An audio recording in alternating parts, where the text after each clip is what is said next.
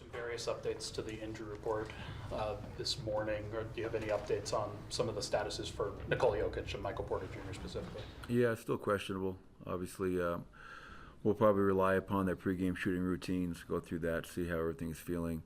All signs, are pointing towards hopefully them being available. But that'll be our last checkpoint for both those guys. Porter, the back kind of raises the antenna automatically just with his history. When did that kind of pop up as a thing for him? Was it just in the last couple of days, or was it something that's been? No, just recent. Yeah, just recent. So hopefully it's nothing too concerning. Once again, I think he's in a pretty good place, but that final check will be when he goes out there and shoots and moves and see how that back is responding. Maybe this is part of that, Coach. Michael's been in a bit of a slump, three-point shooting since the All-Star break. What have you seen from that? And what is the key to getting him going? Yeah, we were talking about that. You look at the pre-All-Star break numbers compared to the post in the last 18 games, and it's been night and day, obviously. And Michael's such an important piece. We got to find a way to get him back on track. And if you remember, he missed a few games going into the break, but his last 3 games that he played, he had 39, 36, and 30. It might have been his best 3-game stretch since he's been a Denver Nugget. And then he missed a few games, went into the All-Star break, and for whatever reason, he just hasn't been able to knock down the shots that we've become so accustomed to seeing him make on a consistent level. So Michael himself, his teammates, myself, all of us combined collectively can just continue to support him and find ways to get him going. I felt the other night he got 2 layups to start the fourth quarter in Chicago, and I was hoping those 2 easy baskets would kind of see it go through. Maybe that sparks something bigger, and it just hasn't happened. He had the one big game against Detroit, but I have no doubt that Michael Porter will snap out of that, and will use these 9 final games to try to get him to be at the best position possible. This might be a dumb question, but From you, Vinny? I'll take that. When you look at Milwaukee's availability, does that ever factor into the determination when guys are questionable or game time decisions? Not for me right now. Not with 9 games to go. As I told our players just a little bit ago, this game has nothing to do with Dame and Giannis not playing. And to reinforce it, I just put up the standings. I don't assume anything anymore, because you assume guys are watching film, you assume guys are watching the opponents, you assume guys know where we are in the standings, and most of the time you're going to be wrong.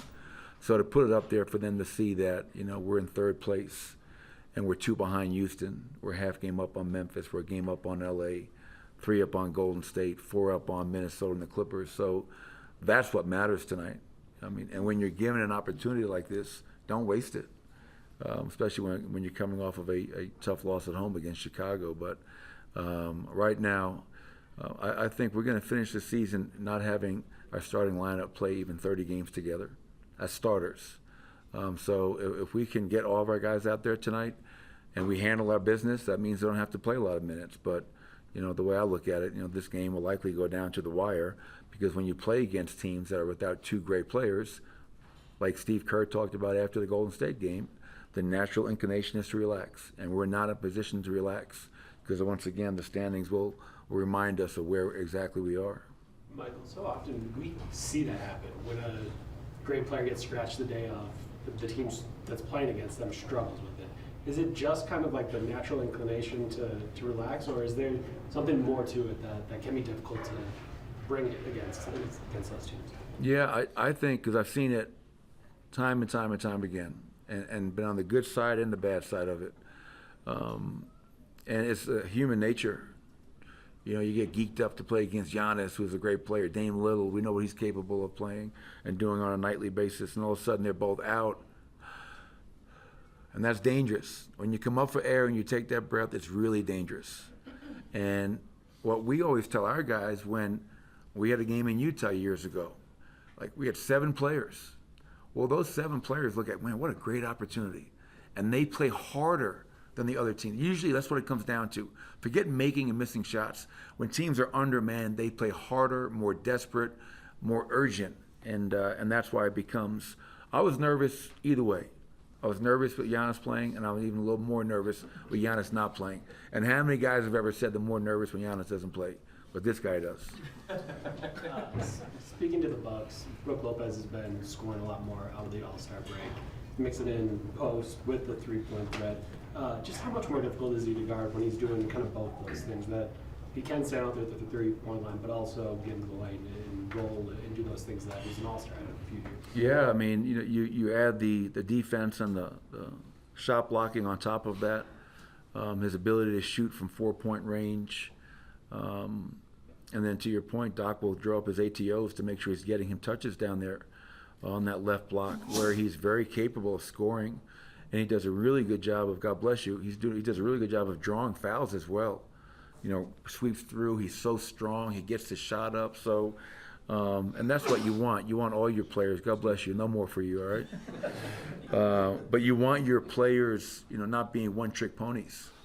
The more things that you're capable of doing, the more ways I can utilize you.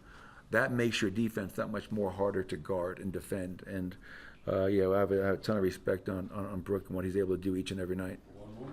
When you went back to the Chicago game, what did you see that you liked, and what did you see that you need to continue to work on?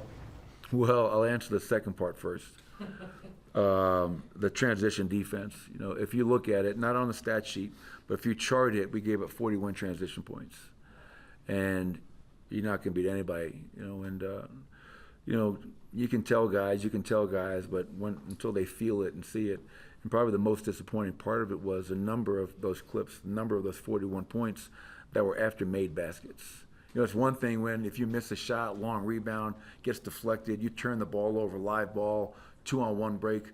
We're scoring, and they're getting it out, in, and up in a hurry, and they're getting coast-to-coast drives. So that was by far the most concerning part of that game. And I could see it as you watch the film. In that fourth quarter. For 3 quarters, our offense, I think we had 95 through 3 quarters. We were shooting over 50 from the field through 3 quarters. And then that fourth quarter, I just looked out there, and we had a lot of really tired guys. No excuses, but our guys were gassed. And, hopefully having off yesterday and getting ready for game 2 of a 5-game homestand, we can find a way to get our legs back, get some reinforcements back, and just put forth a 48-minute effort, because that's what it's going to take.